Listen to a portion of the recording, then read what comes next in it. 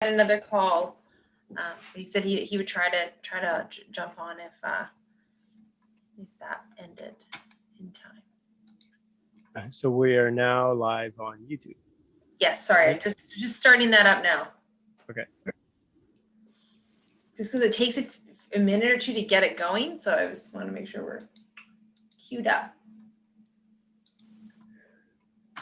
But I appreciate you letting everyone know, Liam. Sure thing. I just saw it pop up on the screen. I was like, oh, okay. Hey, Maureen's almost here. Maureen's joining. Patrick is joining. Oh, good.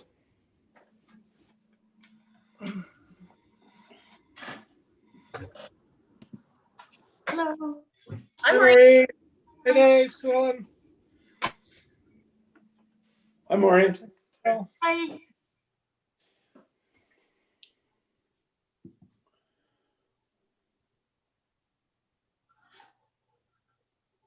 So, who have we got? Have we got everybody? No. We're just missing Allison. Michael and Allison. So yeah, we're just looking for Allison. Y'all have a good Thanksgiving? Lovely. Quiet, but lovely.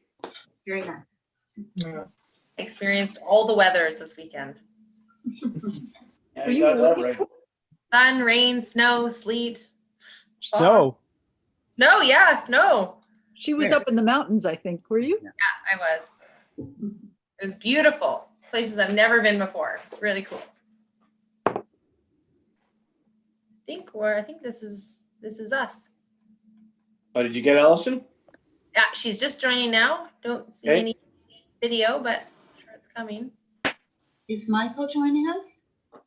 He's not. His initial thought is no, but he'll join us if he can, if his other call finishes in time.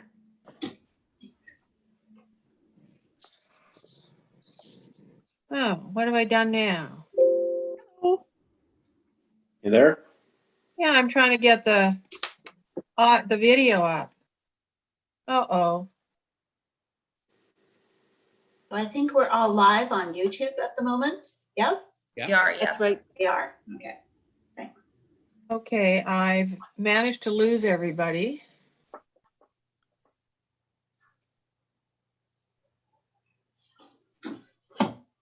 Okay, what have I done? So you We can can hear you- you. Can you hear us? in the bottom left-hand corner. Nothing down there. I'm under launch, in Stop launch. video. I'm in launch Zoom. It should be in a different screen. Are you on your laptop? Oh, there we go. Oh, sometimes I hate technology. There we go. I found my video. Oh, now somebody wants to. Ready to go. Whenever you are, Miranda. Okay, thank you very much, Hope. And thank you, everybody. Good to see you all on Zoom in this time. So we're going to have, this is the Committee of the Whole of Tuesday, October 13th, 2020. And we're going to start it off, bringing the meeting to order, the approval of the agenda. I hear there's no late items. Anybody have anything they want to add to that? It's pretty straightforward. There's not much to change there. So the council approved. I move adoption of the agenda. Yeah. Thank you. Second here, and all in favor? Hi. Yeah. Right. Thank you. And move right into staff reports. 2.1 is the proposed housekeeping land use bylaw amendments. Daniel Martin, Manager of Planning and Development. Thank you, Daniel. Take it away.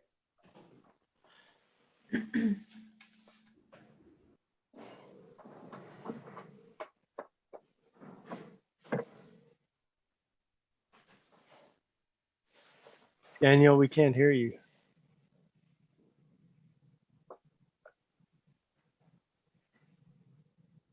No, we still can't hear you. You're not on mute, but No. Can you see us, Daniel? yeah, I think he can There hear we us, but Do we we can't know? hear him. You try your speaker on the bottom right on your screen. You can sometimes change, there's a little up arrow. You can sometimes change the Volume? speaker and headset.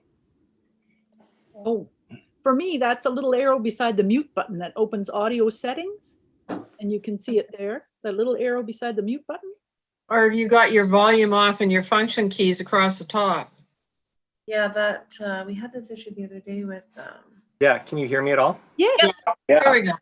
gotcha. Got you, Daniel. good. Okay. I'm worried if I share screen again, it'll go again, but let's try. We didn't hear you at all from the beginning. Oh, okay. Okay. I liked all the tech tips that were coming out from everybody, Yeah. though. That was great. We can still hear you. You can still hear me, and can you see the Yeah. PowerPoint? Yeah. Okay, excellent. So here at a committee of the whole, talking about land use bylaw and my proposed amendment bylaw or housekeeping bylaw. So in terms of some background, this was presented in a consent agenda to council at the July 27th meeting this last summer. And at that point, it was referred to the APC and to a committee of the whole meeting that we're having today. And just to go over some of the goal for the project is to clarify and streamline the land use bylaw, but not to make substantial changes to permitted land uses on properties.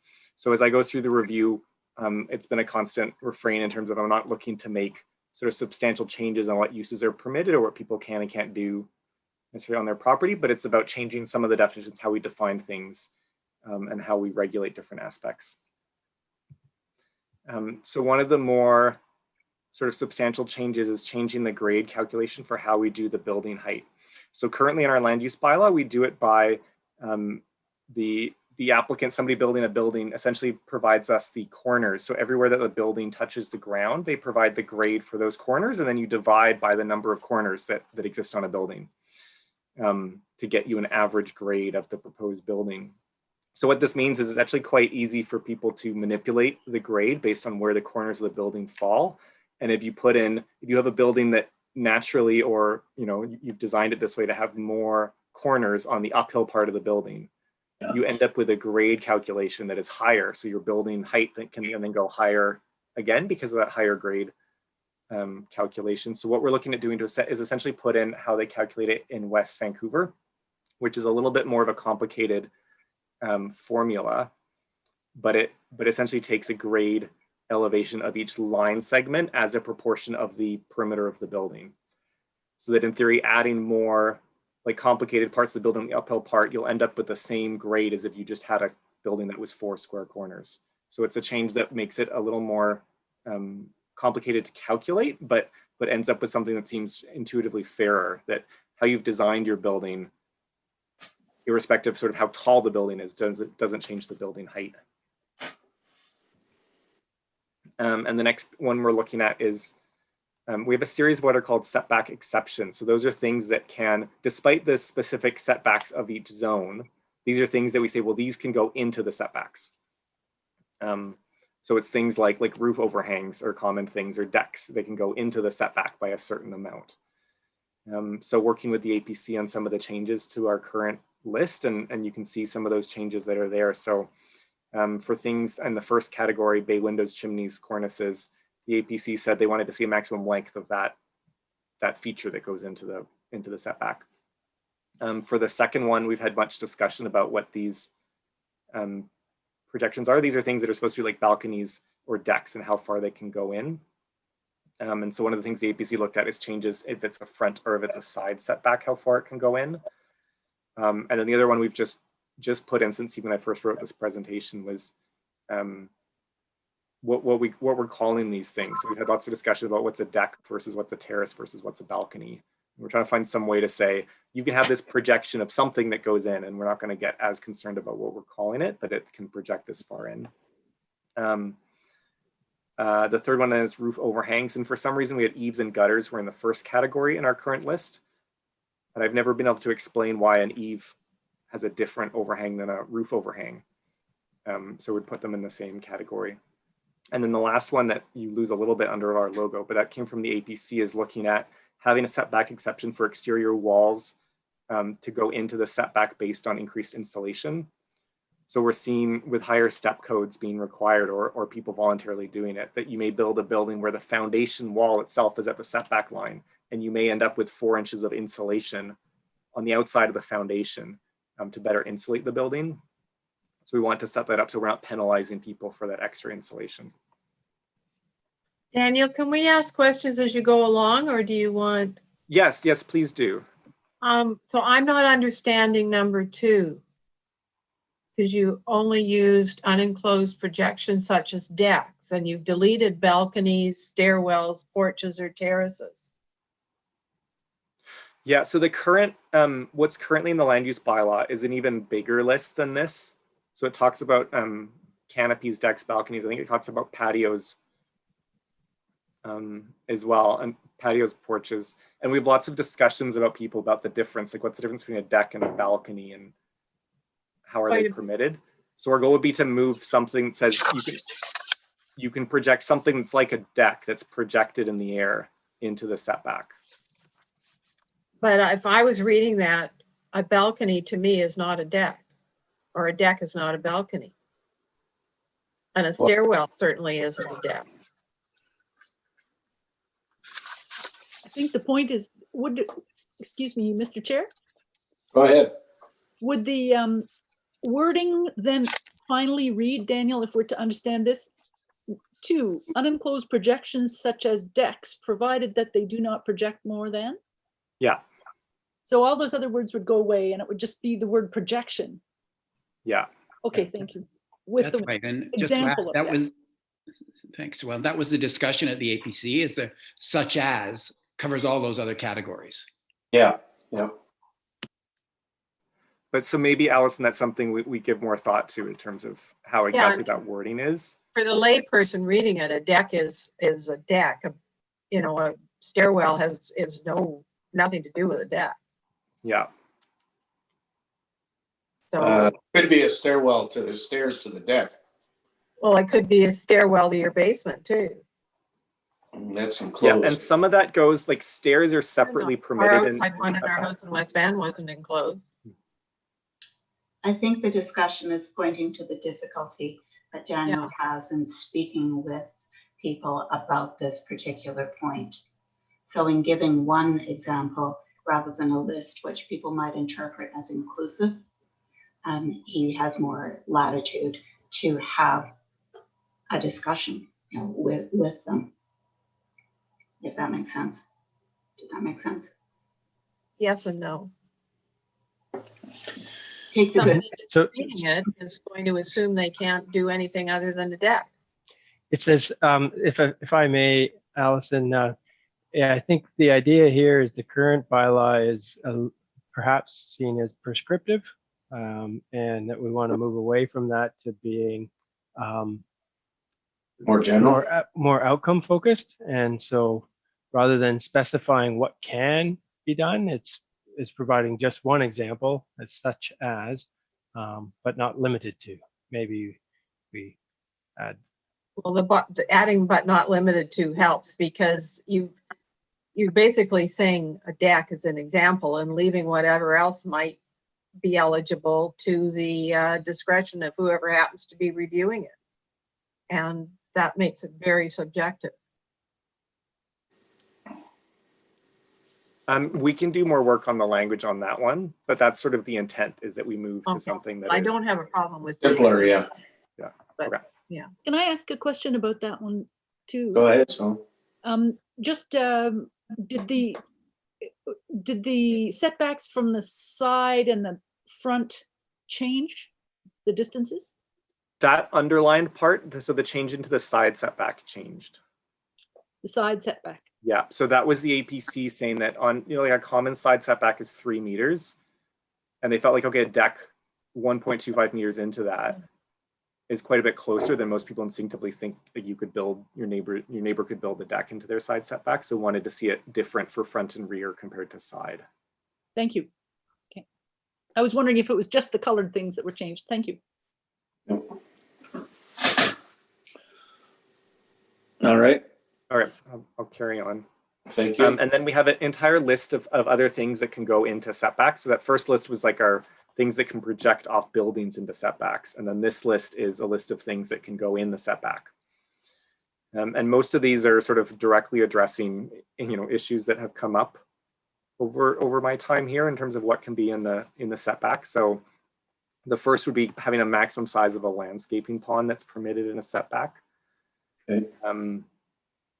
And then the next big one is retaining walls, which as I look at here, I'm not sure if I correctly flagged everything, but so one would be retaining walls currently can go 2.5 meters into any portion of a lot. So this would be changing it to be a maximum height of 2 meters anywhere on a lot, so reducing that. And then what's proposed in the bylaw as well, I believe, or at least the intent is to propose, is that it not exceed 1.5 meters within the setback to the sea.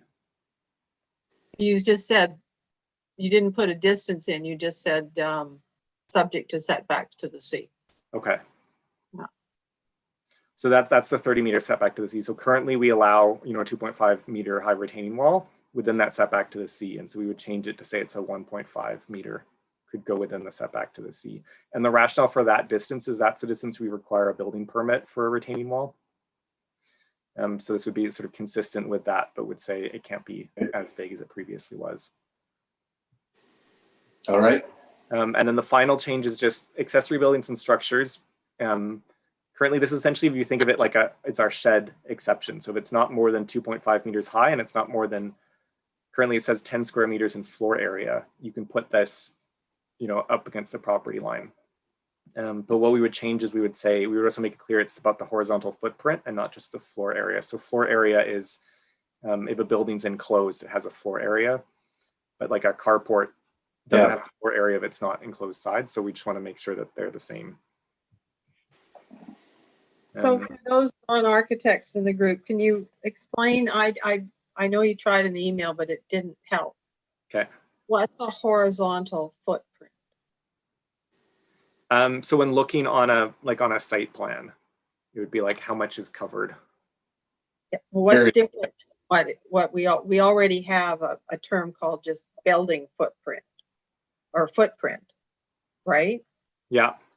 Square footage is inside the walls, footprint is outside the walls, I think. So, I mean, yeah, we could look at that and go building footprint instead of horizontal footprint, if that's more clear.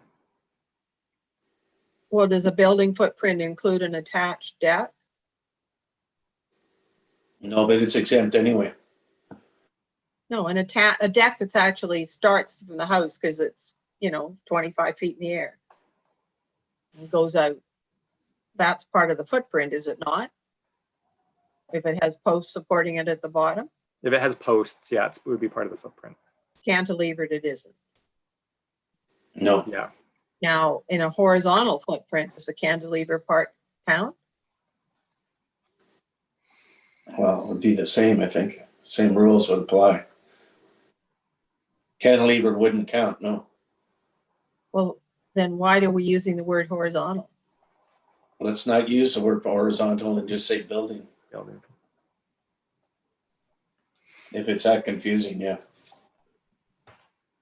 Yeah, I can look. I know I got this wording specifically when I'd asked our lawyer a question about this exception, and he had suggested this wording, but I should look to make sure we're consistent with what we are throughout the rest of our bylaw. Yeah, because then we talk about 10 square meters in floor area. Yeah. So could you have a structure or a building that was different in horizontal footprint and floor area footprint? You could easily have a building that's different in horizontal footprint than in floor area. Because floor area counts all the floors. Yeah, and floor area only counts what's enclosed. Do we define floor area? Yeah, that's actually my next slide.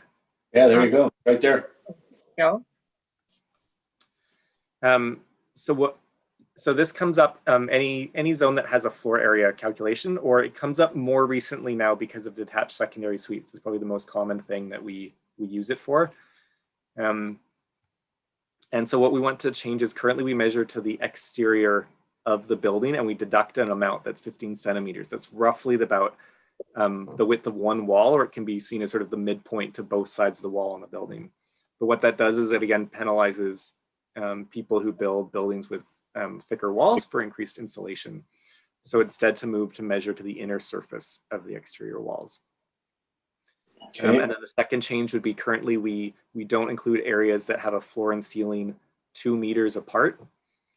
And so by an amazing coincidence, we have lots of basements and crawl spaces that are 2 meters apart, which is about 6'4". So you went to 1.5.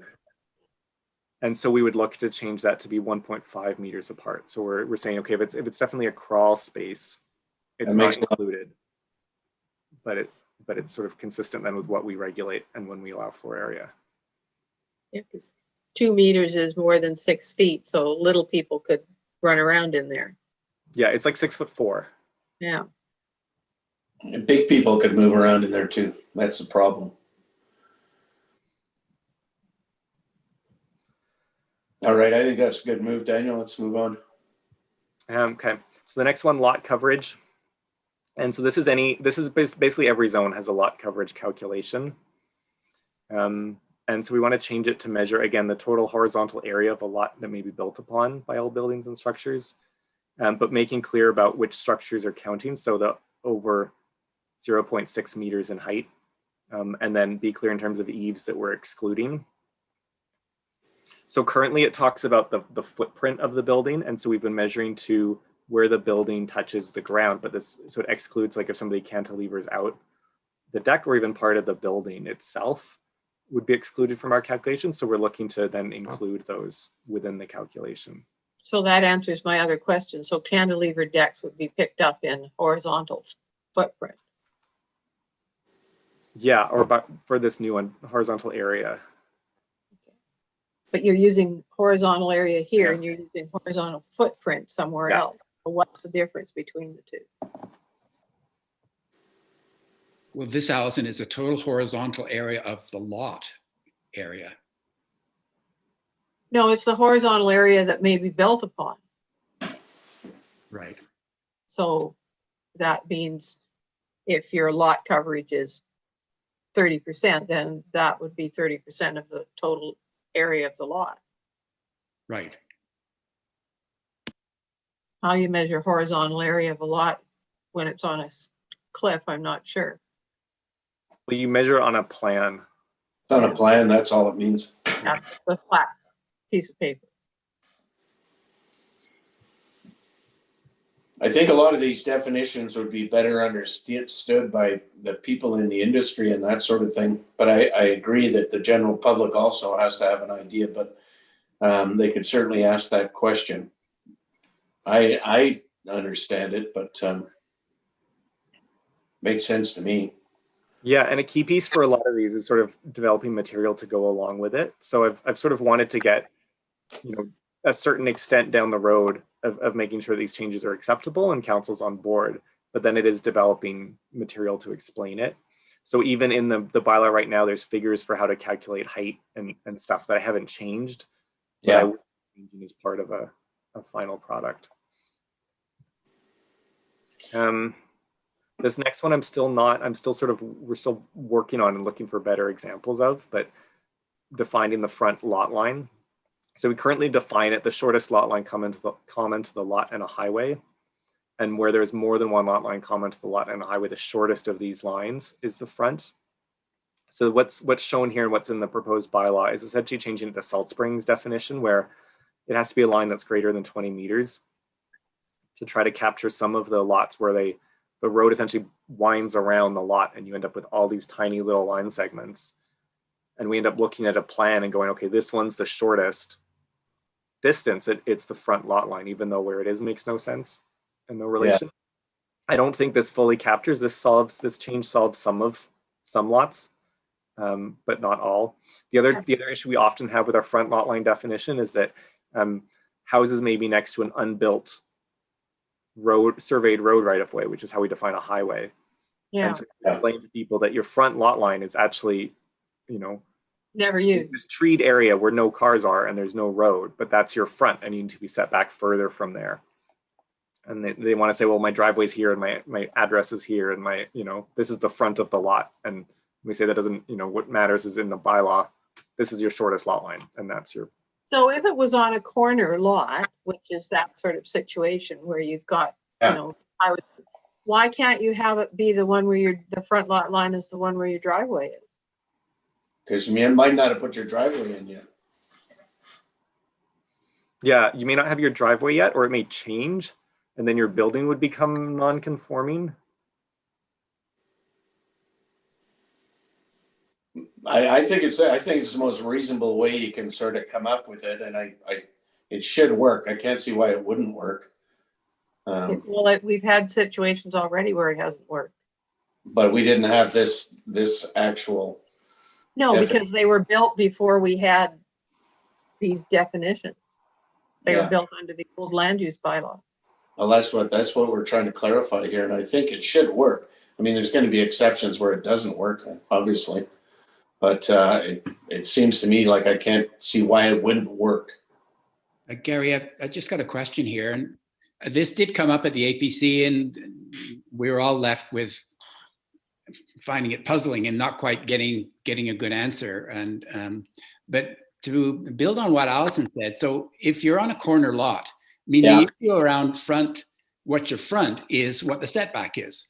So if you're on a corner lot, you want both highway to be front lot lines because you want the setback to be the same as your neighbors on both sides.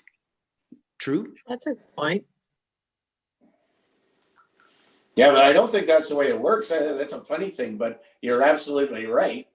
But does it work that way, Daniel? If you're on a corner lot? I mean, I know, like when I was in Kitimat, that's how it worked. If you were a corner lot, you ended up with two fronts, and then but then we had this weird thing where then you had sides instead of rears because but they all had nice square lots and straight roads and everything.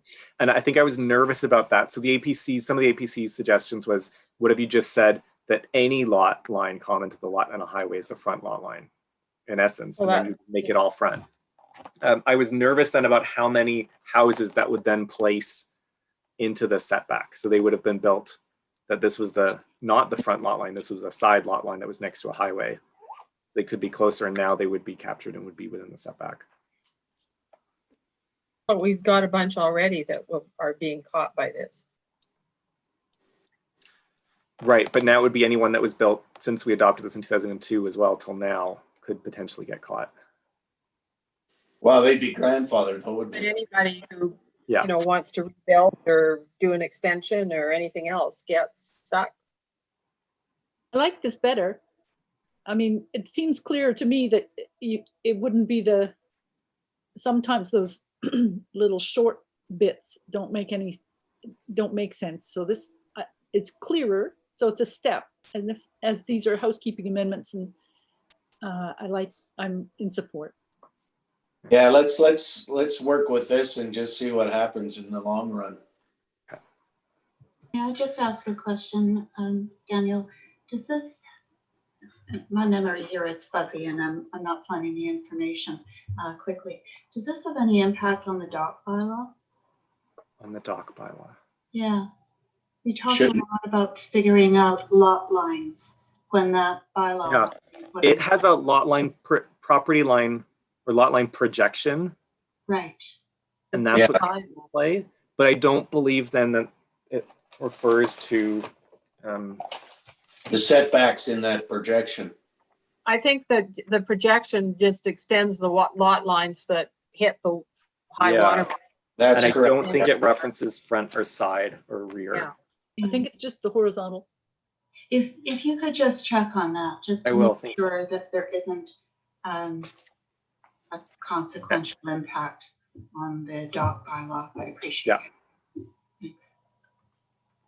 Thanks. Yeah, okay. I will do that. All right, moving along. Okay. This next one is just putting in a definition for how we measure the height for fences and retaining walls. So currently what it says is that you would take it, the average grade of a wall or a fence, and you would measure that as the height, which is not how we actually measure it. And instead we measure it, point to point at any point of a fence. Because the average would say if you're on a hillside, well, your grade is the average of here to down here, and your grade is somewhere in here, and you can build a fence that goes very tall from the bottom of the hill and not very tall from the top. Yeah. Which doesn't function. Like if you went through a valley or something, eh? The middle of the valley could be very high. Yeah. Or just you're building a fence along your property line and it's all one fence as it goes down a hill. We just want to say, okay, from each point of it, you've got a maximum height. You can't be taller than this, but not that. We want the average height of your fence Yeah, Be something. I think that's the proper way to do it, obviously. And that's at 2.5 Well, this is meters. that. Just It over says the vertical distance from the lower of the natural grade or finished grade. Wow, So if you're at the bottom of the hill and you've got a 20-degree slope and you're going up it, you're going to have, is you measuring it from the bottom, your natural grade at the bottom of the hill and the top of the fence above the ground at the top of the hill? the difference between natural grade and finished grade is if you pile a whole bunch of dirt in there, you're not I know that. Yeah, okay, so I don't I'm know. just You're talking right, about- Allison. Like this definition, I think is meant to say at the end, it's like at any point. At any point, yeah. Because it's saying like, yeah, the lower, the naturally the finish, they can't build it up and then measure up, but it's trying to say from any distinct point along the. So there's something missing in there then. Yeah. Okay. Yeah, that's right. So that'll have to be fixed up. Yeah. So the next is the sign definition. So a current sign definition refers to a structure. And then the next one is just trying to make it clear the sign is actually the identification or the Yeah. illustration device I can illumination. think of the reason why you're doing that. Yeah. Okay. And then the next sort of category of changes is we have a number of places where we have definitions You added that are. some additional definitions into the sign section. Sorry, say what, Allison? We added some additional signs for residential use, which I don't understand what a residential use is. Can you go back to the sign slide, the prior slide, please? So Allison, currently in our land use bylaw, we're not clearly saying like how big a sign can be on a residential property. So can people put up a sign that says the so-and-sos or the name of your house? A big drawing or a carved Pinocchio or something, yeah. Yeah, something. Doesn't actually it's not listed as a permitted sign that you can have up. We Yeah, talk no. about if you have a home occupation, you can put up a sign. If you're Yeah. commercial use, you get this many signs. If you're, whatever else. But there's nothing that says you can have this sign on your property. So we're proposing putting in a residential use sign, which would be that it's trying to be like a house sign. But Yeah. it's square meters. Well, it's I not have a, I have a question. go ahead. Bowen has always had this, they didn't want to have billboards, right, from the early days. And there's also this, I'm just thinking about the character of Bowen and making sure that it's captured. And there's also been a no election signs, informal kind of community thing that people do, and if people break it, they get sort of castigated by the neighbors. I'm wondering if there's do election signs fit in here, and where's the part about how big they can be? Sure. So that's not in this thing, but there's a sign section of our land use bylaw that's I think 3.4, currently 3.41 and on. Okay. So we do have this list of stuff that we say are not permitted anywhere. So it's like signs that make any noise or are illuminated by a floodlight. We don't allow signs which advertise commercial use not conducted on the same lot. So that's like a billboard, right? That you're advertising something not happening somewhere else. We say we don't allow a sign which advertises a business or service that's been discontinued for 30 days or more. We've used that, and the bylaw department has used that in terms of wondering how to regulate things like signs for contractors on a site. So you're having your place landscaped and the landscaping company puts up a sign when they're doing it. The bylaw department said, okay, that basically fits within that. Like you can have it up when you're doing the work, and then when the work is discontinued, you need to remove it. Yeah. So instead, what we're proposing is putting in a sign that says something like contractor work that's happening on the site can have a sign that's up for while the work is underway. Yeah.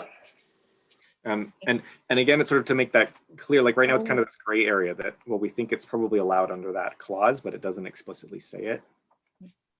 Okay. So where This does doesn't, Sorry. I was just wondering about the election sign kind of thing. I guess this doesn't really, No, it's not part of it. Two questions. The use of public street is deliberate here as opposed to Yeah. private road. So we don't allow any sign that projects over a highway or other public property. So a non-maintained private road is exempt from this. You would still have like the same regulations of what signs you could put up on a lot, I guess. But in general, I think of that one in terms of like if you're putting up a sign, it can't be on the road right of way. It has to be on somebody's actual property. So if someone was on a rural road, non-maintained, and put up a gigantic billboard, there would be no recourse under this. Yes. So if it was, even if it's an unmaintained road that's still a municipal road right of way, it would still not be permitted. Okay. If it was like a driveway, like a shared driveway, it would still be on somebody's property and would have to be a use on that property Okay. And then and the meet the sizes. second question is, where does the illuminated BC Ferries sign fit in here? device. It does say illuminated or non-illuminated, but Yeah. So it's in contravention. No, it's not flashing. It's illuminated and it changes. Yeah, but it says sign means any identification to illustrate illuminated or unilluminated. so it's a sign. It's a Sign. sign, it's illuminated. Yeah, but it's fine. It doesn't, we don't disallow illuminated signs. We only disallow flashing or blinking signs. Where does it say that? That's in one of the sections in. So that's in that sign regulations section of things that we don't allow. 3.4.1. I find this confusing. I have one other question. Back a couple of years ago, I saw a huge big sign on a dock of a private facility. I think it was the old CNIB dock. Would this capture those kinds of signs that are visible from boats? I mean, it wouldn't like this. We're not proposing changes, I guess, to the like commercial, industrial, institutional, civic use are permitted a certain amount of signs. Mm-hmm. And so if that was included in their signs. These are new rules, which. Right. Okay. Thank you. I think I'm straying into, I have so many questions, too many questions. I will stop. And so you're just showing us the things that are changing, not everything. Yeah, and Yes, Peter, but I'm yeah, sorry, this is all going to council too, eh? Well, we are, Further discussion at that time. yeah. Yeah, the so I problem am is just to showing do this some of the. properly, you need 4 different pieces of paper in front of you. Okay. Let's see if we can get this finished up. We got to be pretty quick. We got another item on here that we got to Okay. get by 6 o'clock. So let's just run through the rest here and see if there's any huge problems. Okay, so the next thing we're trying to do is to combine some definitions. So what we did is we have this giant spreadsheet of showing where we permit uses and where. And so what we've looked at is either uses that have significant overlap where either, what they are or how our definitions run, they're almost the same thing, or things where we go, well, if we're allowing one, we kind of would just allow the other one. So where we can combine them to pare down what we have. So for example, it's agriculture and horticulture. So in our bylaw, agriculture is raising animals for food product, and horticulture is raising plants to sell, or agriculture is plants, sorry, and animals that you're raising to sell as food, and horticulture is raising plants to sell as plants. Okay. And except for 2 CD zones, without exception, when we allow agriculture, we allow horticulture. So we're looking to combine them into 2 or into 1. And in those CD zones where you only allow horticulture, would you be happy with the raising of animals? Yes, so it's only in the Arbutus Ridge Area 1 zone that was the zoning for the cottage residential use. Okay. Just for clarification here, Daniel, so what you're saying is you're going to use the term inn instead of guest house, or they are just compatible? Yes, We would use the term guest house. So we we allow inn in 2 zones and we allow guest house in more zones. So we would allow guest house.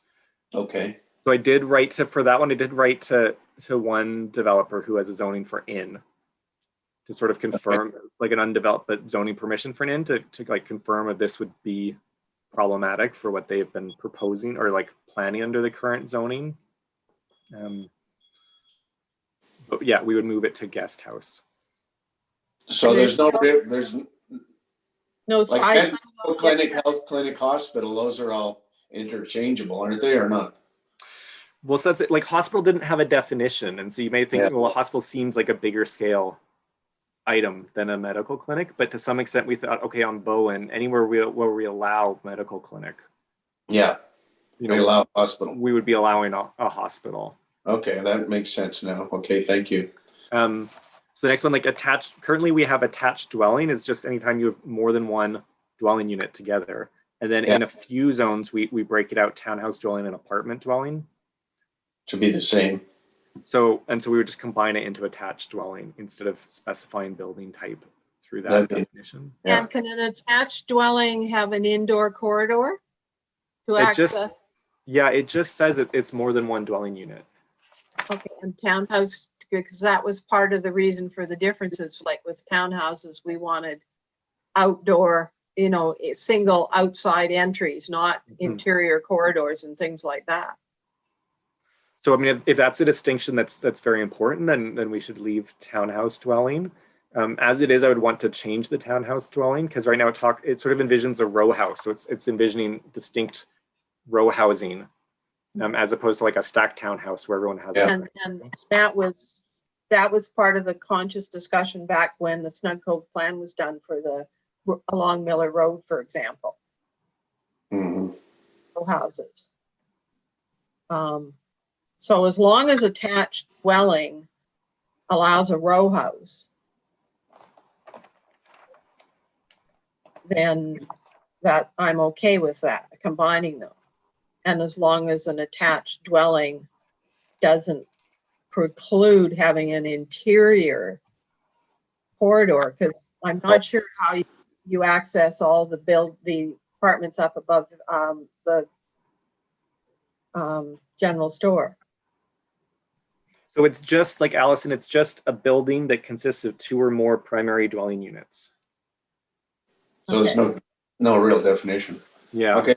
Let's see. And I would suggest like those, you know, if form is important, especially in the Snug Cove area, that's something almost we'd better regulate through design, like through the design development permit that's already in place, is that we'd say in these areas we want this form of building. Okay, and then not the last one, but one of the next things to look at is essentially a covering definition. So in a lot of places we allow, you know, we might allow fire hall and ambulance hall and police station. In some places we allow one of those or 2 of those items and just have a covering definition that would say emergency allow service. these things. So the idea being where we currently allow a fire hall, we'd be okay with an ambulance hall being there as well. Probably station, not hall. Everybody refers to ambulance stations. They don't refer to ambulance. Yeah. And And similar, we have zoning that allows for municipal hall, and we have zoning that allows for government buildings. And so combining those, and same with all of our various definitions that allow for water treatment of some form, is having just one covering definition that includes them all. there was something funny in the preamble to your waterworks definition. Okay. Which I pointed out in my email.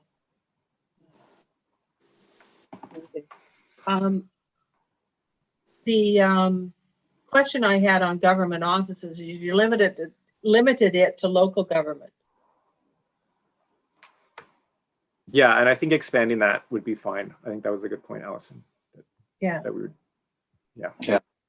I mean, we might have a Service BC office over here, one of these days, maybe.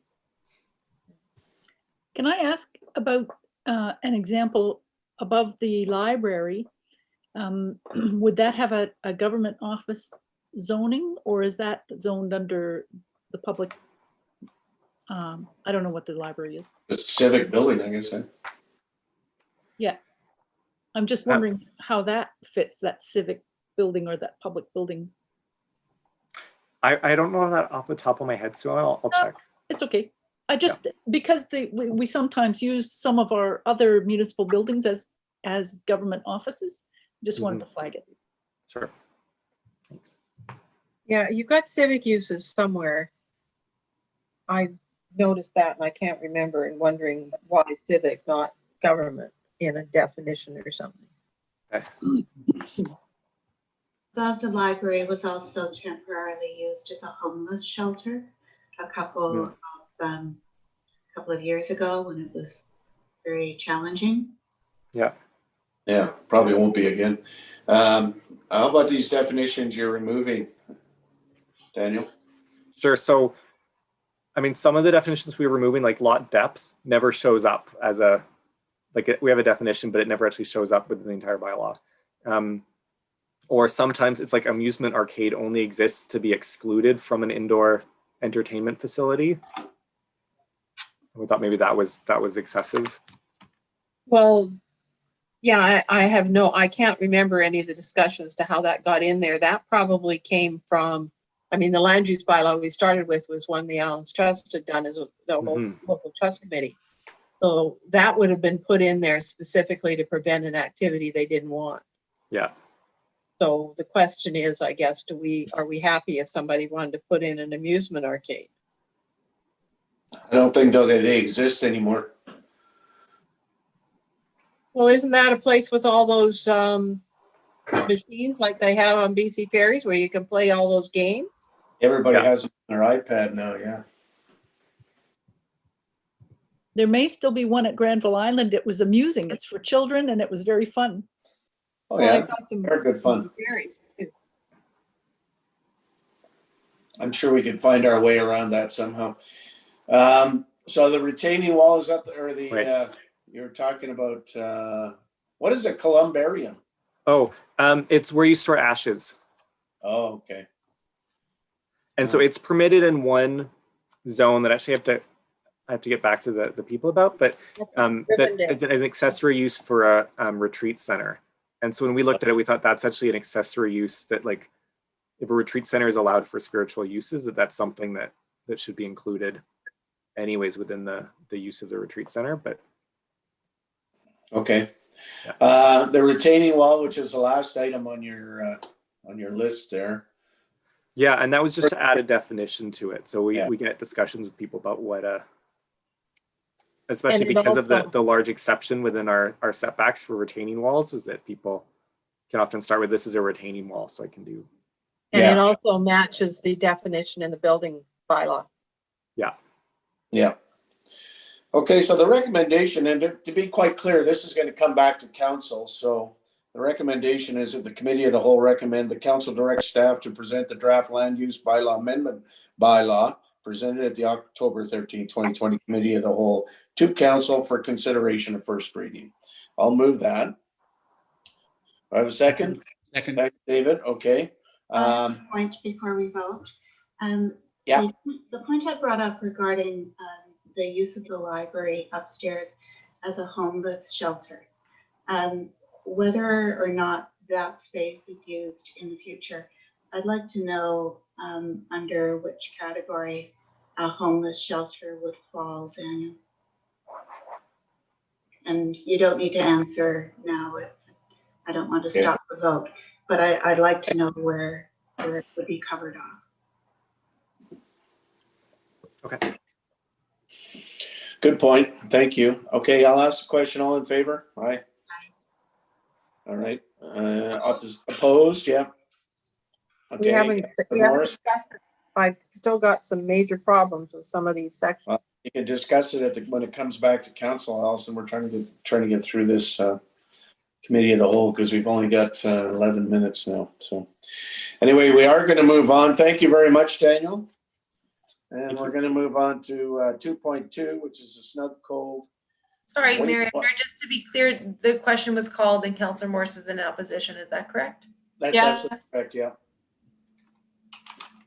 And Snug Cove Wastewater System Capacity Assessment Expansion Scoping Study by Patrick Graham, Director of Engineering, dated October 6, 2020.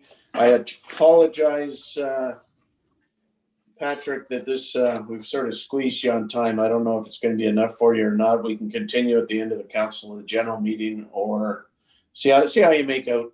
It's just for reception is all it is. Okay, so my video's off because it's not working very well, the reception I've got. Can you hear me? Yeah. Okay, so this report on the wastewater capacity, the wastewater treatment plant capacity, and the scoping study of the upgrading options, that's been brought forward and discussed in various places, including council, but it was never officially brought forward to council. So that was the purpose here, to bring it forward formally and review the situation and next steps. So essentially, the wastewater treatment plant is near capacity. The collection system that leads to the treatment plant is adequate. The outfall also needs to be upgraded. Very soon, with the development that's currently underway in the Snug Cove sewer collection area, including the DK Harris development and the properties up on Rivendell that are under construction, and the area of the Snug Cove house, those properties will be exceeding the capacity of the current plant. The study that Urban Systems have completed recommended some near-term upgrades, and those are the upgrades that are needed to accommodate the immediate growth in the system. So the development that's underway and that we know is planned in the next few years. And then there's also the long-term growth, looking at the other development that's zoned and planned in the current Snug Cove catchment area. It doesn't look at the potential to expand the catchment area, for example, to include the Deep Bay area, but that's another possibility that could be looked at. There you can put in. So what we need to do is look at getting some additional preliminary design work done. There's a couple of options. We could look at the preliminary design for the near-term growth only, or we could look at the long-term growth as well. The difference would be the cost of doing that work. We probably have about $160,000 in costs for preliminary design. Look at the near-term plant upgrades, and it would probably be about twice that. Look at the long-term growth as well. There is some advantages to looking at a comprehensive design process that looks at the planning and phasing and design for the entire suite of upgrades that are going to be needed. The other thing that we need to do is complete an environmental impact study and outfall study in order to support the registration with the municipal wastewater under the municipal wastewater regulation. That's going to be a cost as well, approximately $120,000. There's other options that we could look at. We may want to proceed with the detailed design for on-site equalization or offline equalization upgrade, which may get us through some of the more immediate development pressures. Or we may want to, and we may want to look at different delivery methods, that it may not fall along the lines of a design bid build approach. And that's part of the reason for looking at a preliminary design process first before we make decisions about proceeding with further detailed design. In terms of financing options, there isn't any money in the reserves for the Snug Cove sewer system. So it's uncertain what the financing options would be. We're going to need something in the order of $340,000, potentially more in the coming year, just to deal with the assessment and design needs. And we need to confirm in fairly short order how we would pay for that. The longer term financing, when we're looking at the estimated $3.6 million for the near term upgrades, and then an additional $4 million for the longer term upgrades, and potentially a larger scale expansion if we're going to be servicing other areas. Then there's obviously another financing discussion around that. So that's the gist of it. I don't think it's a lot of new information. It's been discussed before, but available to answer questions you might have about that. And Right. it's going to be coming up again, of course. Yeah, thanks very much, Patrick. I did the executive summary, which pretty well tells it like it is. There's no question there. I mean, it's pretty inclusive. The conclusion is that this is going to be exceeded very soon, and it's important to proceed with the next steps toward a solution as soon as possible. Would I guess we have to do a study to see if this equalization storage capacity could be a bit of a stopgap for the time being, or can Well, we what I was thinking is that we would issue an RFP or some sort of similar procurement for the preliminary design phase and the environmental impact study. Yeah. Okay. And one of the things we would ask for in that process is to, after the first preliminary steps of that design phase, to advise whether it might make sense to do something temporary. I mean, typically it's better if you're going to do a plant upgrade to do it comprehensively as one integrated project. And when you start pulling out pieces and doing them separately, it's less cost effective and potentially not as good of a solution. So I don't really know at this point if it makes sense to do a detailed design, to do a full detailed design and then proceed with a equalization storage, whether that's going to make sense or not. But that will be one of the questions we ask All right. a consultant team to resolve for us. Okay, thank you. Yeah. The other thing I should have mentioned that we did get a survey just recently for the site.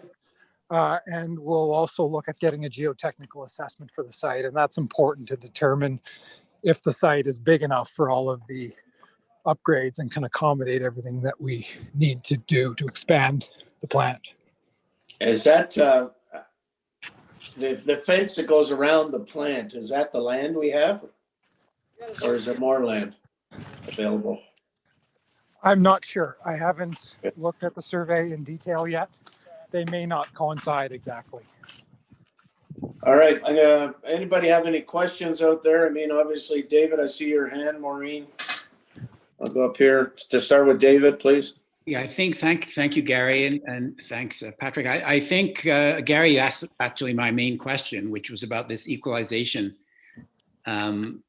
But I get your point, is you want to do the proper design first. So does that mean, Patrick, then that 350,000, that's what we've got to do right now? Am I correct in understanding that? Yes, that's what we have to do now. So that's for the near-term upgrades and the environmental impact study. But that would include understanding whether or not we could then do this sort of short-term fix of equalization to allow the current plant to operate more effectively. Is that correct? Right. Yes. Yes, it would. What it doesn't include is the comprehensive design for the long term. Right. It just looks at, okay, so it's that $3.6 million of near-term upgrades that we need. It's looking at the design or preliminary design for that part, and the studies related to the, that are required under the municipal wastewater regulation. Okay, so my next question then, I guess, is Gary. All right, so we need to spend $350,000. Then where does it come from? Well, that'll be something that'll have to come with a report from council. As he said, it's either going to have to be borrowed or we have borrowed it from general rev. I think that's another discussion about A, we got to figure out how much it's going to cost us, and then B, where the money's going to come from as usual. But that's yeah, I don't know. Yeah, it's either internal or external borrowing. Yeah. For the immediate costs anyway. Okay, so we'll have another report which will come to council with some decision points for us, I guess. Correct. Okay, thank you very much, both of you. Pretty high level overview here. Maureen? And then Allison? Sorry, girls. I think we need to be really clear on what the argument is for this. If it's servicing new growth in the Cove, the other option would be to not do anything in the short run. And I could see some folks pointing to that. I mean, I hear the argument that Patrick's making, and I understand the pressures related to some of the projects that are underway, but that is an option to just not do it in the short run, I think. Mm-hmm. Yeah. Is that it, Maureen? Yeah, but that's a good point. The other thing, like for Birch or something, there's a possibility that they could go on septic and hook in later. So that's another option. Allison? Well, two things. We talked about this at the finance committee. It was sort of introduced to us, and one of the things we said was when it got presented to council, we needed a layman's language presentation. But the other was we did not discuss where any of the money was coming from, even the money for the doing the study. And there is a process for that. And the other question is we do have a Snug Cove Sewer Advisory Committee. Where do they fit into this?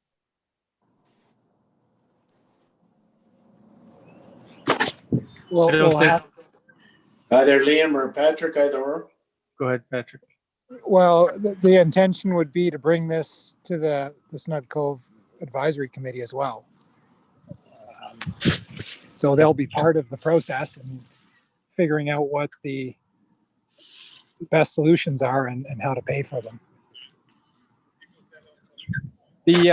And what I was going to say is that to Maureen's question, and which is a very valid question, and it may be part of the approach that we take, but it may well be that we need some upgrades to address some of the existing development that has already been approved and is currently on the slate. So, well, we can do more detailed analysis on that, and but it may be that we have to do some work. Yeah, I think it's important that we start somewhere. Anybody have any more input here? Allison? I just wanted to say it's 6:03 and we've got another meeting at 6:15 and we do need to try and eat something. And this is just to receive a report for information. Yes. Second that. Any further discussion on this? I just wanted to mention another next step that's going to be going on in parallel with preliminary design is looking at the growth scenarios and the plant expansion long-term scenarios. Okay, good. that requires further investigation. Yeah.